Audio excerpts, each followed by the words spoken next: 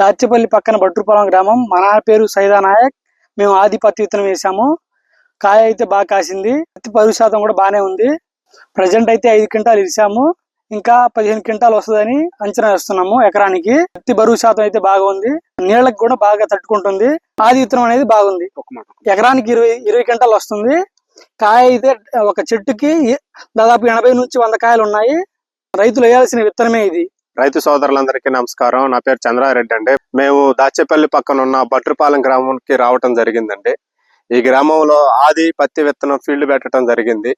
Field చూసామండి, చాలా బాగుందండి. కాపు గాని, కాయ సైజు గాని చిక్కగా ఉందండి. కాపు కూడా, చెట్టు కూడా 6 అడుగులు ఎత్తు పెరిగిందండి. చూడండి, చాలా హైట్ ఉంది చెట్టు కూడా. తీయటానికి కూడా బాగా నీట్ గా వస్తుందండి. బరస్టింగ్ బాగుంది. కాయ పగలటం గాని, బరస్టింగ్ అని, పత్తి తీయి పట్టుకోగానే పత్తి మొత్తం ఊడొస్తుందండి. చెట్టుకు వచ్చేసి 70 నుంచి 80 కాయలు ఉన్నాయండి. కొమ్మకి 9 నుంచి 8 కాయల దాకా ఉన్నాయండి. ప్రతి కొమ్మకు ఉందండి.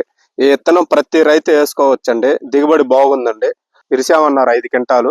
ఏదైనా ఒక 10-15 క్వింటాలు వస్తుంది అంటున్నారు. టోటల్ గా ఒక 20 క్వింటాలు అంటున్నారు. విత్తనం అయితే చాలా బాగుందండి. ప్రతి రైతు వేసుకోదగిన విత్తనం అండి.